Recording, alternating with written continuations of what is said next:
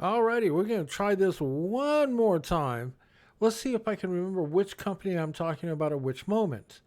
So we're going to start off with my latest company, which is T-Mobile. And by the way, this is just a discussion on the companies that I have real information about. T-Mobile Wireless out here in the middle of nowhere has been a wonderful company. I'm getting everything they said I would get, maybe even a little more. Um, the price is exactly what they expressed it to be. And the equipment, as you can see, right over there, my little trash can, that is the entire amount of equipment to get that internet into my house. That's a wonderful thing. No antennas, no drilling holes in the walls, no nothing. Now, I'm not getting the big numbers like some of the people are getting in town. Got to remember, we're 3.5 miles from the tower. So right now, I get about 25 to 45 megabytes down and 10 to 30 megabytes up, depending on the traffic on the system. It's like any other system. We're out here in the middle of nowhere. The more people you have using the system at the same moment, the less download you have going for you. But it has been really a nice system, okay? There are no, scary things that happen every month on the billing. The billing's $50. Thank you. Have a nice day. I can't remember if it's for 3 years or that is a guaranteed as long as I'm hooked up to the system to stay at $50. Doesn't matter. Either way is a good deal. I have been absolutely happy with the service. The only couple of times, well, the only one time I called and asked questions about it, they were very good at being direct and to the point. I read an article the other day that says that they have bought a huge allocation of the 2.4 or 2.8 gigahertz range, where they can increase the distance for this and they can increase the capabilities, which would be nice. Again, I'm 3.5 miles from my tower. I'm not like the reviews I see on the internet where people are going, oh, well, we're 8/10 of a mile down the road. I'd kill to be 8/10 or 6/10 of a mile down the road, or 8/10 of a mile. I'm 3.5 miles down the road from the T-Mobile tower. So the fact that I have any signal strength at all is amazing. Next, let's talk about Bluespan Wireless, a company that I was with for almost 7 years. They use a microwave system. I was lucky enough that I had an old pull-up that I was using as a ham antenna. So we got their microwave dish about 20 feet up in the air. No TVs to interfere with it. Or I should say no trees to interfere with it. I got a good clean signal. And about both of the companies that I've talked about so far, both T-Mobile and Bluespan, I have had no problems with either of them with rain fade. The reason I left Bluespan is it was a 10 megabyte down and a 1.5 megabyte up. We upgraded all of our TVs to be 4K TVs. So guess what? With 5 TVs that could be going at any given time, now I wanted to suck down a 4K signal. Man, I could just chew my way through that 10 megabytes down really fast. So I called them and I asked them if I could buy a larger package. They didn't have it available out here. The system that I was on was at capacity, which sent me off looking for the new internet company, which is how I ended up with T-Mobile. But the company that I was going to go with was, of course, going to be Starlink. Um, I don't know that that would have been a good decision now that it's up and running, okay? But at the time, it was about $500 for the buy-in, which I understand is up to about $650 now. It was $100 a month, which is now $110 a month. But from what they were saying, you'd get 150, 160 megabytes down, 30 to 50 up. That's a big number for out here in the middle of nowhere.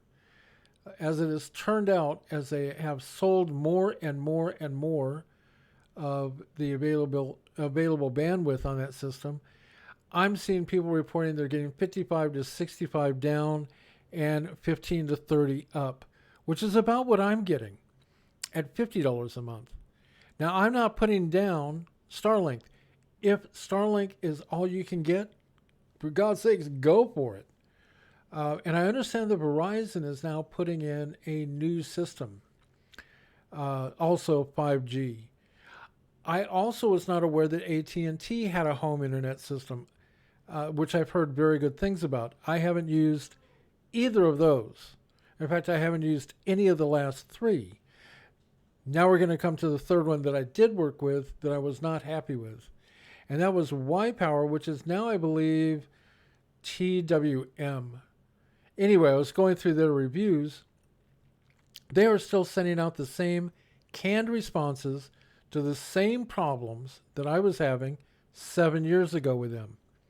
They are still telling people that they are technically getting the contract they sold them, okay, because they could see a spike for like a millisecond of what they said they were going to give them. And that is what they tell you. We didn't tell you that was continuous. That was a spike. Well, they're serious. You get a spike. As long as you get the spike, you get what you paid for.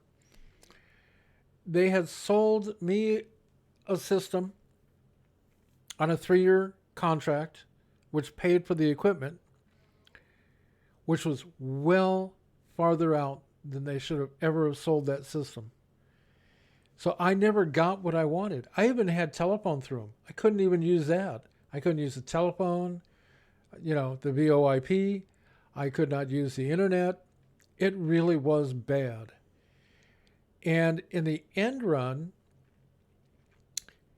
I got a hold of a technician who went, "Oh my God, you have disconnected 500 times." I said, "This month?"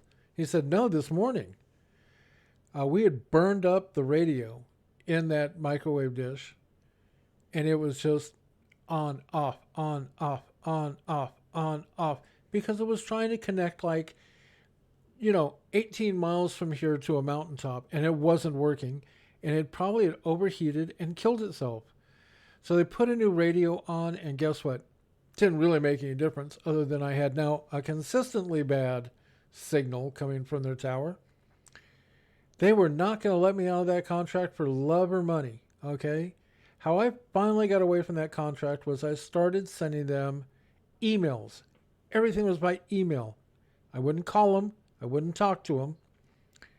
The whole garbage of this phone call may be recorded, that's only if it works out in their favor, okay? If you are not getting the service that you are supposed to get, that recorded phone call just is gone. But emails are forever, aren't they? So I started sending them emails, and all of a sudden they could do something to help me, which as it turned out was really a crummy thing because we ended the service. I took all the equipment down because they could never get a technician out here to do it. I called him and said, "Okay, I pulled it down. I'm tired of waiting. I told you I haven't been using it for 2 weeks, but now it's not even on the house. Just send anyone, a secretary. I'll load it in the trunk for you." Like 6 weeks later, they finally got a technician out here to pick up their equipment. By the way, they took me to small claims court, wanted me to pay for the 6 weeks it took them to come out and pick up their equipment. How we kind of got out is I went to small claims court. The judge said, no, this is not something where they deserve the money. I had countersued for $4 a day for storage rental.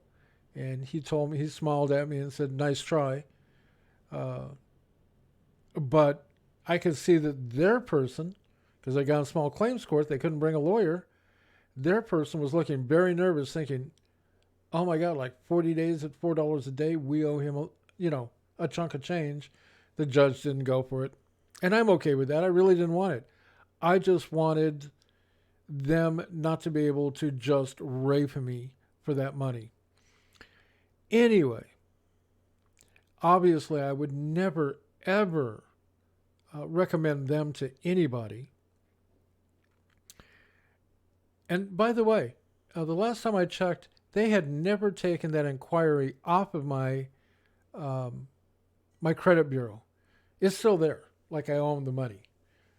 So I would suspect that someday I'll have to get hold of the credit bureaus, provide them with the court documents, and get that taken off. In the meantime, it hasn't caused me any problems, so I just leave it. I don't feel like going through the work. Um,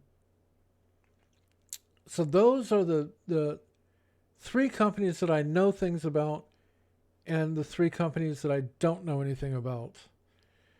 But only one of them would I suggest that you not use. The other six companies I have gotten, if I haven't used them, I've seen really good reports on them.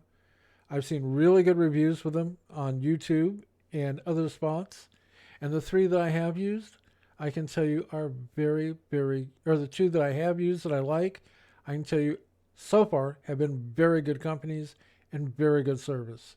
I've had no problems with rain fade on either my Bluespan wireless or my T-Mobile.